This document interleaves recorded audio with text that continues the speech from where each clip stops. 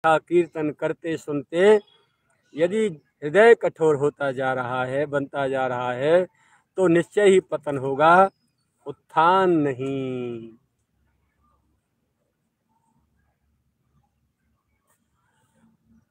एक एक सिद्धांत इतना निचोड़ है कि बस पूछो ना।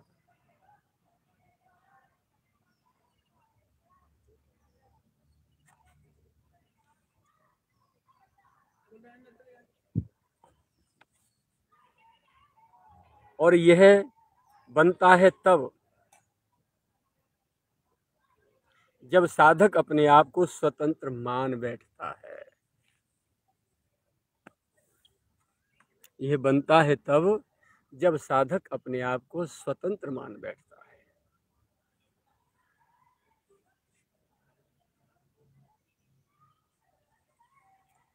स्वतंत्र का मतलब जिस पर संत और शास्त्र की परंपरागत जो मर्यादाएं हैं, उसका अंकुश यदि वो नहीं स्वीकारता है, नहीं मानता है उनको, तो उसे स्वतंत्र कह दिया जाएगा। अपने गुरुजनों की परंपराओं से आउट जा रहा है, बाहर जा रहा है, तो वो स्वतंत्र मान लिया जाएगा। और स्वतंत्र जब हो जाएगा तो मनमाने ढंग से वो कुछ भी करेगा।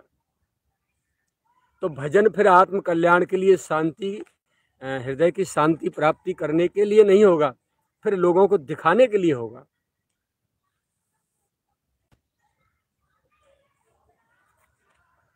इसीलिए किसी महापुरुष में निरंतर दृढ़तम श्रद्धा और श्रीमद् भगवत भाव ही बनाए रखना अति आवश्यक होगा। कोई न कोई जीवन नैया का मल्लाह तो तय करना होगा।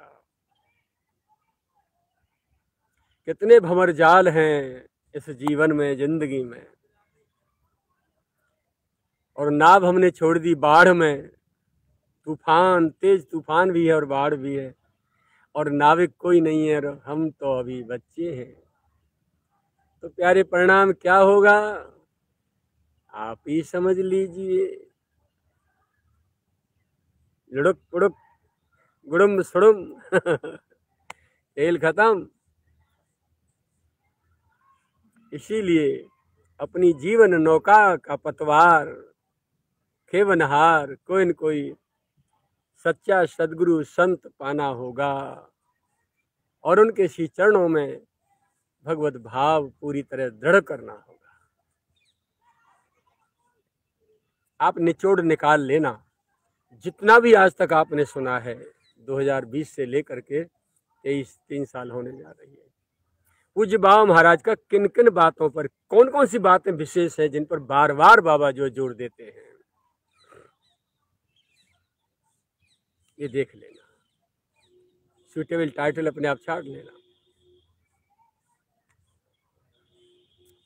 तो तभी बच पाना संभव होगा जब हमारा खेवनहार कोई सच्चा संत होगा।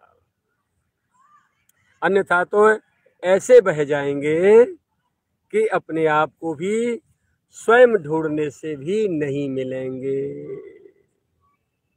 गए, दूसरा तो कोई तब ढूंढ पाएगा, हम स्वयं अपने आप को भी नहीं ढूंढ पाएंगे।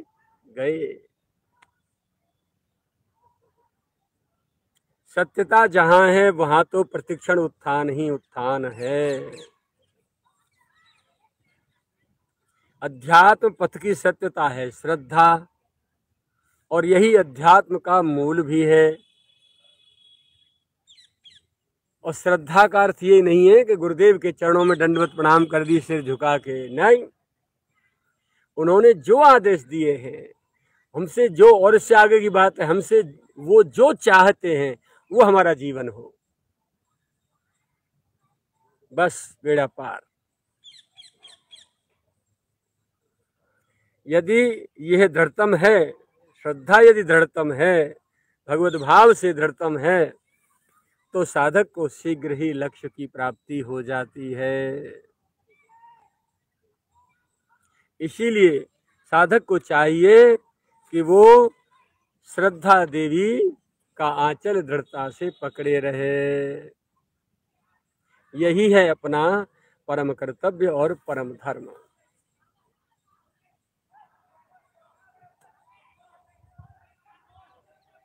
पर ये नहीं बन पाता। डॉक्टर की, वैद्य की बात और वकील की बात पर विश्वास करके हम जैसा वो कहते हैं वैसा कर लेते हैं। परंतु जब संत और शास्त्र की बात आती है तो संत और शास्त्र की बात को मानने में ज्यों की त्यों हमारे नाना नानी सब के सब मर जाते हैं और सबरी चतुराई हम वहीं खर्च कर देते हैं और अपनी सुख सुविधा के अनुसार अर्थ लगा करके उसे अपना काम बना ही लेते हैं। अपनी सुख सुविधा के अनुसार अर्थ लगा के आचरण करते हैं। बस फिर क्या मिलने वाला है? न इधर के रहे न उधर के। यहाँ तो निश्चल भाव से, निष्कपट भाव से ज्यों की त्यों आचरण करना होगा तो ही कुछ मिलेगा।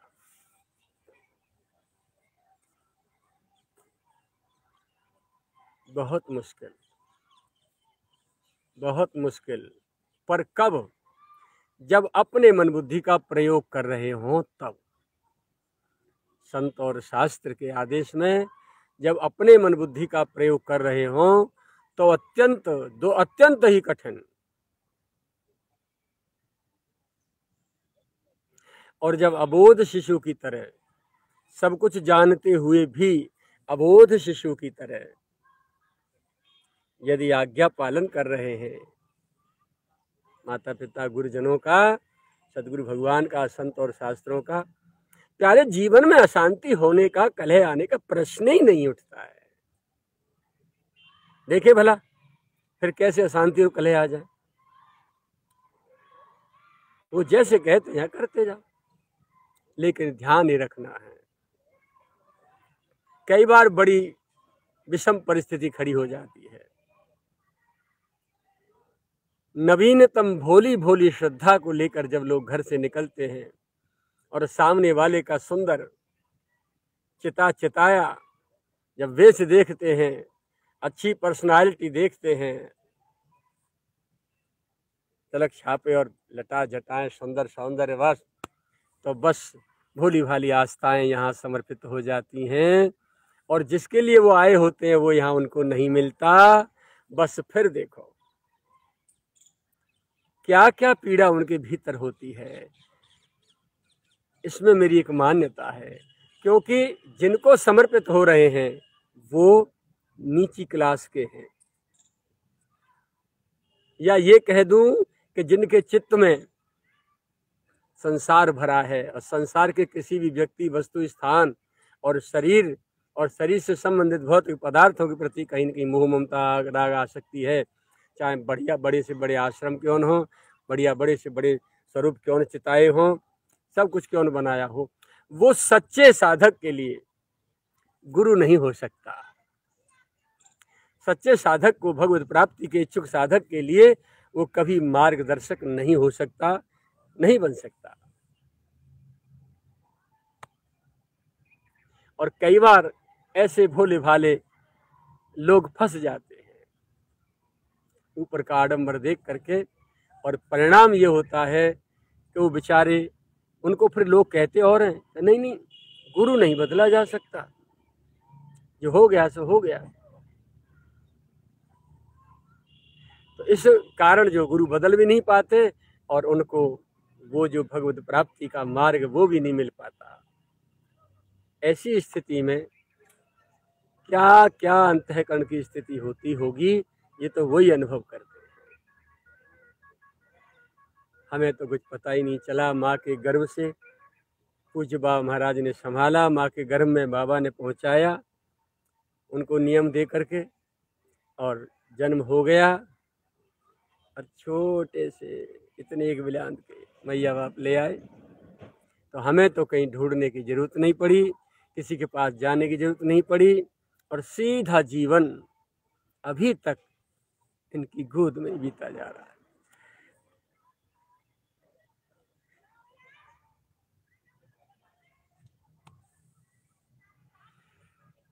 और कैसी सार संवार है, जरा भी कहीं कोई भौतिकता इधर उधर आसपास भी न फटक जाए। सारे प्रयास हवा में उड़ा देते हैं भौतिकता के, वरना ऐसे स्थान पर इनकी गोद में रह करके आप कल्पना नहीं कर सकते इतना भौतिकता खड़ी हो जाती है यहाँ। आज वर्ल्ड में झंडा लहरा रहा होता कृष्णदास का, लेकिन चित्त में भौतिकता थी नहीं। कई जन्मों से इनके सी चरणों में, इनकी चरण धूलि में स्नान करते चले आ रहे हैं, बार बार जन्म, और बार बार ये संभालते आ रहे हैं। तो मेरा अपना पर्सनल व्यक्तिगत अनुभव यही है, यदि आपका अंतःकरण संकल्प और कामना से शून्य है, इच्छा रहित है, और यदि इच्छा है तो केवल और केवल प्रियतम के मिलन की, भगवान के मिलन की। चाहे शरीर की कोई गति दुर्गति हो जाए, चाहे कितने भी संकट सहने पड़े, चाहे भूखा प्यासा क्यों न रहना पड़े, परंतु चित्त में यदि केवल और केवल भगवान से मिलने की इच्छा है तो आपको सच्चे सद्गुरु अवश्य मिलेंगे, उनके सी चरणों में श्रद्धा अवश्य होगी, और वो आपका हाथ पकड़ के प्रियतम की गोद में अवश्य बैठा देंगे।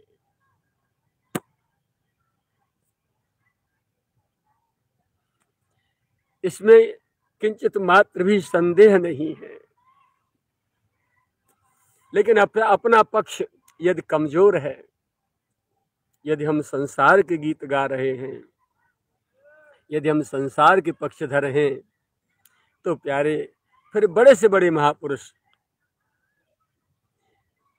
आपको सदगुरु के रूप में मिल जाएं तो भी आप कोई लाभ वहां से नहीं ले पाएंगे।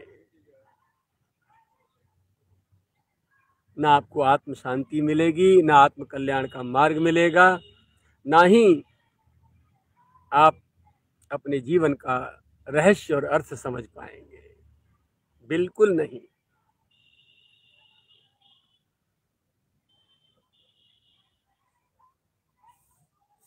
ये तो मेरा अपना अनुभव है। और अंतःकरण यदि खाली है,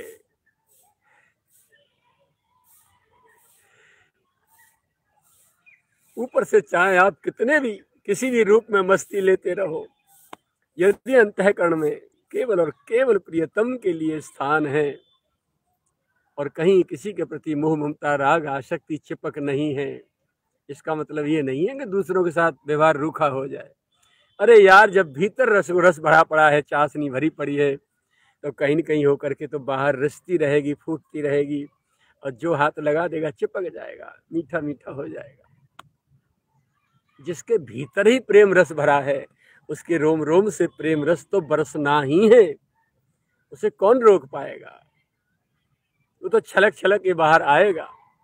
और निकटतम रहने वाले और निकट में आने वाले सभी को मिठास मिलनी ही मिलनी है, ये तो होगा ही होगा।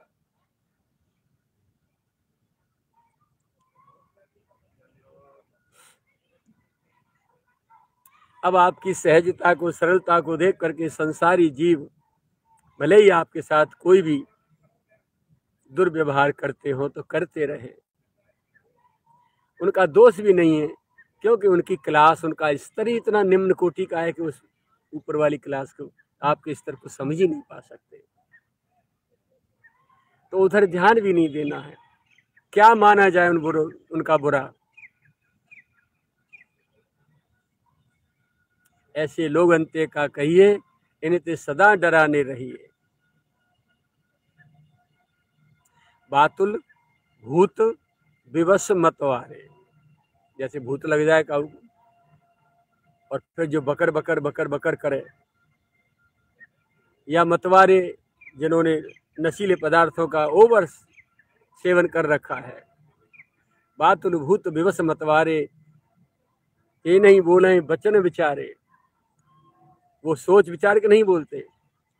जिनकृत महामोह मद पाना, महामोह रूपी मद का इन्होंने पान कर रखा है, तिनकर कहा करिए नहीं काना। उनके कहने पर जरा भी कान मत करिए, ध्यान मत दीजिए, इधर से सुनिए। कान में पड़ा, सुनिए भी मत। सहज रूपता से कान में पड़ गया, इधर से निकल गया, छुट्टी। ध्यान ही नहीं देना है। हम इनके नहीं है, ये हमारे नहीं है, चाहे वो कोई भी हो, अपने स्वजन क्यों न सही, ये हमारे नहीं और हम इनके नहीं। तो बस भीतर बाहर ओतप्रोत प्रेम ही प्रेम भरा रहे। हृदय में स्थान केवल और केवल प्रियतम के लिए, और गोदी में स्थान प्रियतम की एक एक जीव मात्र के लिए। खूब हृदय से लगा के लाड़ लड़ा दो प्रियतम की। संसार की आग से तपते हुए संतप्त आत्माओं को आपके पास आकर के यदि शीतलता मिठास प्राप्त नहीं हुआ तो धिक्कार तुम्हारी साधुता और तुम्हारी भक्ति पर, तुम्हारे ज्ञान पर।